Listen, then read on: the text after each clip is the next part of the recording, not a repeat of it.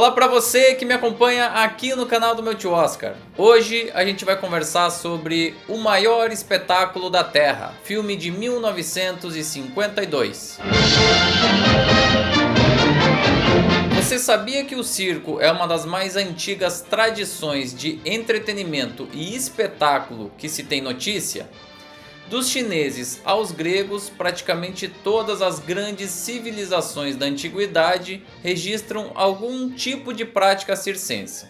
Só que esse circo que a gente conhece hoje em dia, conhecido como o circo moderno, teve início em janeiro de 1768, quando o inglês Philip Astley apresentou animais domesticados, acrobatas e palhaços em um local fechado, cobrando ingressos do público. Estava assim inaugurada uma atividade que resiste até os dias de hoje, mais de 250 anos depois, e que teve ao longo do século XX um dos seus momentos economicamente mais exuberantes. We bring you the circus, the Pied Piper whose magic tunes lead children of all ages from 6 to 60 into a tinsel and spun candy world of reckless beauty and mounting laughter. Whirling thrills, of rhythm, excitement and grace, of daring and blaring and dance, of high-stepping horses and high-flying stars. Um dos circos mais importantes dos Estados Unidos foi o Ringling Bros. Barnum and Bailey, fundado em 1919 e que se auto-intitulava como o maior espetáculo da Terra. Ele realmente tinha números superlativos se comparados à média, e a realização desse filme incluiu imagens documentais da estrutura, dos bastidores e dos artistas desse espetáculo. Acima de tudo, esse é um filme realizado em homenagem ao circo e a todos os seus profissionais envolvidos, que no início da década de 1950 já mostravam preocupação com a migração do público para outras formas de diversão. Toda a instituição circense é tratada com muito respeito, exaltação, brilho e glamour. A narração em off exalta o batalhão de profissionais necessários para manter tudo de pé e os resultados práticos de um circo para a cidade que recebe o show. Além disso, longas sequências de apresentações circenses fazem parte da linha narrativa. São minutos ininterruptos de desfiles, música, números de trapézio, palhaços e apresentações com animais.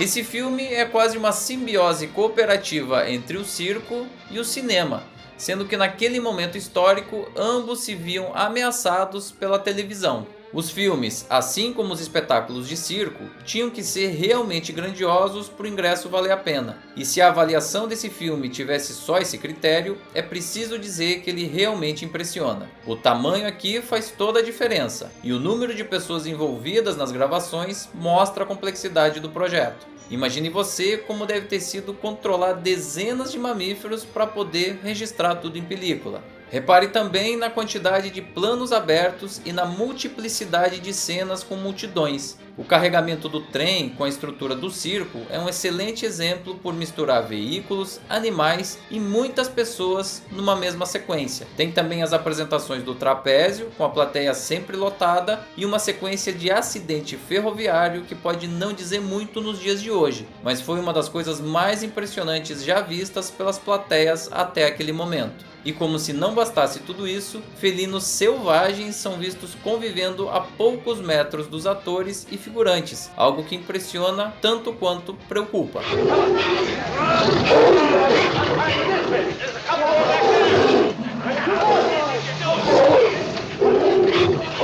E o grande realizador desse projeto foi Cecil B. DeMille, que foi o cineasta que melhor soube arrastar multidões aos cinemas na primeira metade do século XX. Nascido em 1881 em Massachusetts, ele foi criado em Nova York e no início da carreira chegou até a se arriscar como ator antes de começar a trabalhar como realizador na costa oeste. Amor de Índio, de 1914, é considerado o primeiro longa-metragem da história de Hollywood e teve ele como um dos principais responsáveis. Na década seguinte, ele seguiu em projetos que foram sucesso absoluto de público, como a primeira versão de Os Dez Mandamentos, em 1923, e a obra Rei dos Reis, em 1927, baseada nos últimos dias de Jesus Cristo. Alguns historiadores dizem, inclusive, que esse pode ter sido o filme mais assistido de todos os tempos em número de espectadores, algo que é difícil apurar pela escassez de registros confiáveis. Cecil B. DeMille não era um diretor de vanguarda narrativa,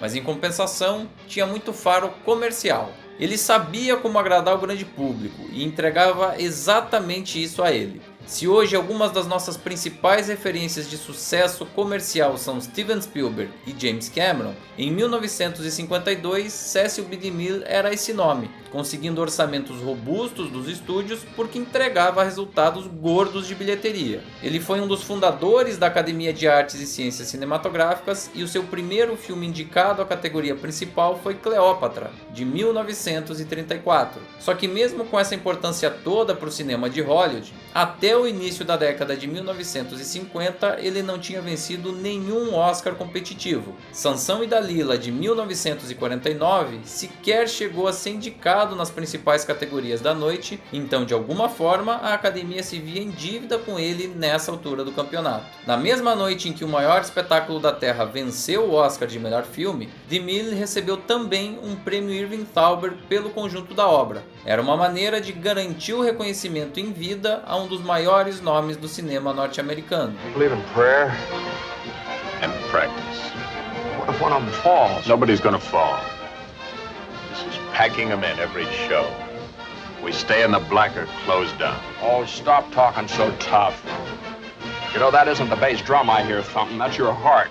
A linha narrativa que conecta os pontos desse espetáculo é bastante simples. Brad Braden é o enérgico gerente de um circo que precisa garantir a afluência do público e os lucros da turnê, que tinha sido colocada sob desconfiança por um grupo de investidores. Na tentativa de atrair ainda mais espectadores, ele contrata o famoso trapezista Sebastian, mas isso frustra os sonhos da Holly de finalmente se apresentar no picadeiro central. A jovem também tem uma queda pelo chefe, e a chegada desse novo personagem abala um pouco a relação entre eles. Outros papéis de destaque incluem a Angel, que trabalha junto com os elefantes, e a Phyllis, que é uma espécie de faz-tudo nos bastidores. E claro, o palhaço Buttons, que carrega um segredo pessoal e é visto de maquiagem durante todo o filme. I'm so worried for you. Oh, now don't worry, they'll never find me behind this nose. Be very careful, dear. Now how about a nice smile that I can remember until next year? God be with you, my boy. It's all right, Mother. Eu não diria que a história desse filme é totalmente frágil. Até acho que as intrigas propostas pelo roteiro têm momentos muito bons, como a competitividade destrutiva entre o Sebastian e a Holly e o eterno conflito do gerente Brad para manter o show em pé e seguir tendo a confiança de toda a sua equipe. O problema é que o roteiro serve ao espetáculo e não o contrário. Esse é um filme que se propõe a ser uma obra visualmente exuberante, grandiosa e impactante pelas dimensões, e não pela história. Então, por mais que a linha narrativa tenha momentos interessantes, como a competitividade da dupla de trapezistas que acabam arriscando a vida, os desafios do dia a dia do gerente e o escapismo narrativo do palhaço Buttons, isso é muito pouco para prender o espectador por 2 horas e meia. E o filme acaba se tornando chato, arrastado e enfadonho. Hoje ele não traz mais o mesmo impacto de 1952 e por isso é visto como um dos piores vencedores do Oscar de melhor filme. De fato, foi uma vitória um pouco atípica, já que ele venceria apenas em uma outra categoria hoje extinta, de melhor história original, que é uma etapa anterior ao roteiro. Além disso, ele estreou nos cinemas no mês de janeiro, e a gente sabe o quanto é difícil para qualquer obra resistir por tanto tempo até chegar na cerimônia com chances reais de premiação. Por outro lado, é bom salientar que esse foi o filme mais assistido do ano com folga, tendo sido um verdadeiro fenômeno de bilheteria. Além disso, a recepção da crítica foi altamente positiva e nos ajuda a entender o impacto naquele período. Segundo o periódico The Hollywood Reporter, Abre aspas. Nenhuma simbiose no mundo dos espetáculos foi mais impressionante do que este encontro de dois gigantes do entretenimento. Fecha aspas. Já o jornal The New York Times foi ainda mais generoso. Abre aspas. Duas instituições americanas se uniram para lançar uma peça de entretenimento que encantará o público do cinema por anos, espalhando-se por uma tela gigantesca, repleta de atos e emoções da vida real, bem como as vastas minúcias dos bastidores que tornam o circo o que é, glamuroso e brilhando em um Technicolor estupendo. Este enorme filme é o mais elegante já colocado na tela. Fecha aspas. Mesmo com tudo isso, a vitória dele naquela cerimônia causou bastante espanto. Ele nunca foi o favorito daquela temporada de prêmios. Me you worried about or the circus? You. Oh, Fred, do you really mean that? Why couldn't you say so? Sure, I'll cut it out. But I've got pride. He'll look better than me. The net under it? A net? Why a net? To save his expensive neck. Well, I don't want a net. All right, then stick to the old act. Sure, Fred. Whatever you say. O papel protagonista foi interpretado por Charlton Heston, que aqui está no início da carreira, mas já me parece muito seguro. Já o palhaço Buttons foi vivido por James Stewart, que para mim é a melhor interpretação por adicionar um dos poucos mistérios da linha narrativa. Já que o espectador não sabe exatamente quem é o homem por trás do palhaço, ele se torna mais enigmático. Também é bacana a dicotomia entre os risos que ele provoca na plateia e a ajuda essencial que ele dá ao Brad na administração do circo. Completam o elenco Betty Hutton, Cornel Wilde, Dorothy Lamour e Gloria Graham, além de dezenas de artistas circenses e aparições relâmpago de personalidades na plateia como Bob Hope e Bing Crosby. Em 2017, Hugh Jackman protagonizou O Rei do Show, que não é uma refilmagem do clássico de 1952, mas cuja inspiração é Phineas Taylor Barnum, um dos principais nomes responsáveis pelo circo que inspirou a produção de Cecil B. DeMille. E por falar nisso, o circo Ringling Bros. Barnum and Bailey encerrou as suas atividades em 21 de maio de 2017 com uma última apresentação no estado de Nova York. O público cada vez mais conectado com novas formas de entretenimento e a pressão das entidades protetoras dos animais fez com que as operações ficassem inviáveis. Oh, you hear that? Brad? You hear it? The Pied Piper. What's that? That's a rat catcher, Mr. Henderson. What? You know, great rats, small rats, lean rats, brawny rats, brown rats, black rats, gray rats, tawny rats. They made it. Listen to that band. Hey, Whitey, can you see him yet? I see him, Brad!